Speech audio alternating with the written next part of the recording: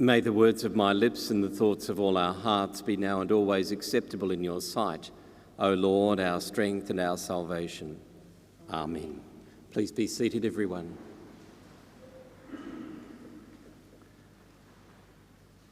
I want to begin today by acknowledging that this is the anniversary of the Dean's appointment here as Dean of the Cathedral, and to thank Catherine for her ministry here. No one imagined when she commenced that these years would look like they have been, and no one imagined what it would be like to guide this cathedral community through a pandemic. I want to thank you for all the parts that you're playing in enabling the cathedral community to continue to minister to one another, to support one another, and to encourage one another. There's still some way to go for COVID-19, and we don't know what it will continue to look like for us here in New South Wales. I simply want to thank you for your resilience and care. It really does make a difference. This morning we have 4 really complex readings, and so I've decided to focus simply on the first reading from Exodus chapter 20. The book of Exodus, like the rest of the Torah, the first 5 books of the Old Testament, come to us as books that are shaped by trauma and complexity. The book of Exodus itself tells the story of trauma and complexity, which has been refracted through some other lenses. We hear in this book how God's people were caught in the land of Egypt, where they had gone for safety, and then time had passed, and then they were no longer known as friends and welcome guests, but as people who might be a source of concern. They looked different, they behaved differently, and then they began to be regarded with deep suspicion. Such was their experience that they cried to the Lord in their distress, and the Lord heard them and helped them to be set free, to go to the promised land, the land flowing with milk and honey. But it would be a long journey to get there, a journey in which they needed to reclaim their identity and understand who they were and how they were to live. Now, I speak about this story being refracted through more trauma and complexity, for God's people were sentenced again to a period of exile. They were sent into captivity with the Babylonians, a period where once again they were separated from their land and wondered who they were and how things could have come to this terrible state. Once again they were allowed to return, and they told their story and shaped their liturgy and fashioned their lives around this deep truth, that they belonged to God, they were in his land, and they needed to honour him. The first 5 books, the Torah, come to us with that experience and story shaped in such a way that people would never forget who they were. They would be a people of deep remembering all that God had done for them. Who are we, and how are we to respond to God? Here in the 20th chapter of Exodus, we hear God speak to them. And he says, "I am the Lord your God." And then he goes on to give what we call the 10 Commandments, or the Jewish people sometimes call the 10 utterings. God speaks in such a way that he says, this is how you should live. These commandments or utterings can be broken down or shaped in a variety of ways, but within them we find an explanation about how to honour God, how to honour others, and how to honour oneself. They form a framework for holy living. Those who are long-term Anglicans know that there was a time that these commandments were uttered every Sunday, week in, week out. In the Book of Common Prayer, they were framed for us within the service of the Holy Communion, in that every time we gathered in this way, we would rehearse these commandments. How to respond to God, how to respond to others, and how to live a holy life ourselves. Significant in the Torah is that this is an occasion of God speaking directly, heard in such a way that all creation recognized that God was speaking, and these were significant words. As the Christian people of God, we are more used to God speaking. Our frame of reference, our way of doing theology, our way of understanding God is to know that God has been fully known in Jesus Christ. For Jesus Christ was and is God amongst us, God speaking to us. We hear God's shaping of our life in the words of Jesus. Through the words of Jesus, we know the commandments of how to live and move and have our being.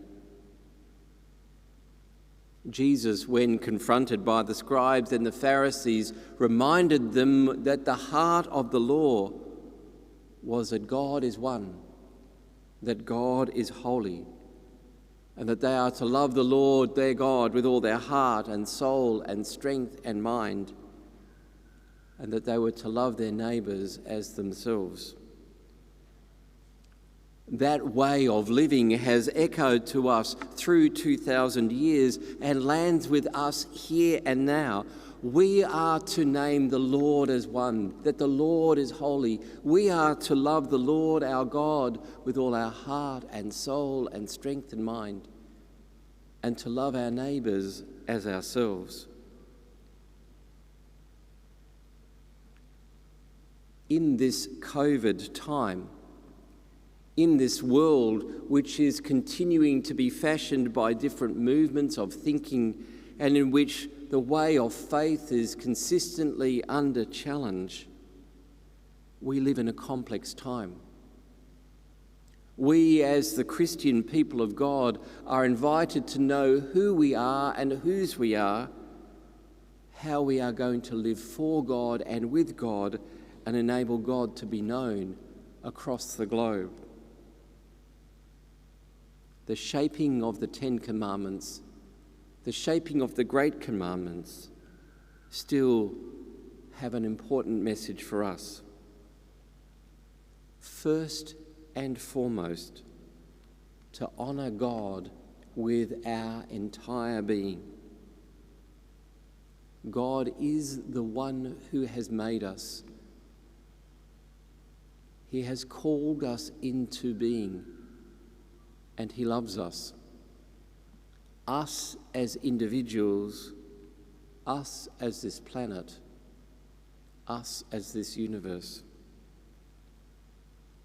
Simply pondering that truth for a moment as well as for a lifetime moves us to awe and wonder. All that exists comes into being because God willed it so.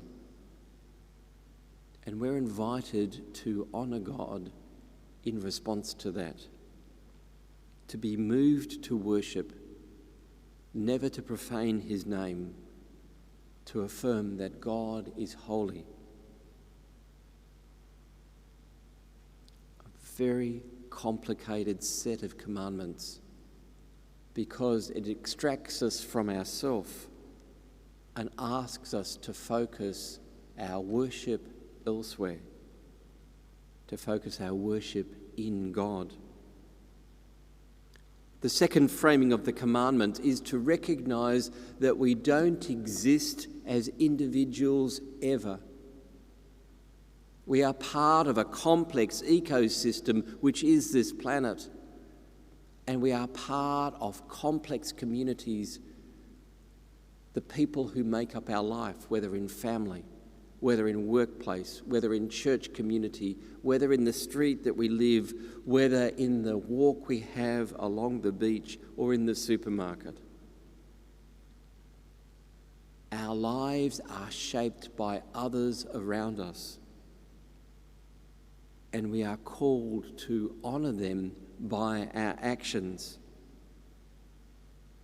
Framed in the 10 utterings or 10 commandments as not murdering, not committing adultery, not stealing, not bearing false witness, we are reminded of the profound importance of treating others with deep dignity and respect. The stuff of sin is when we fail to do so. Finally, we're called to a journey of self-compassion, of self-understanding. We are called to love ourselves, to know ourselves as beautiful, as created, as worthwhile. There's a shaping of the way some Christians think is that they look on themselves always as something as in need of reforming, of managing, of repairing, of doing work on.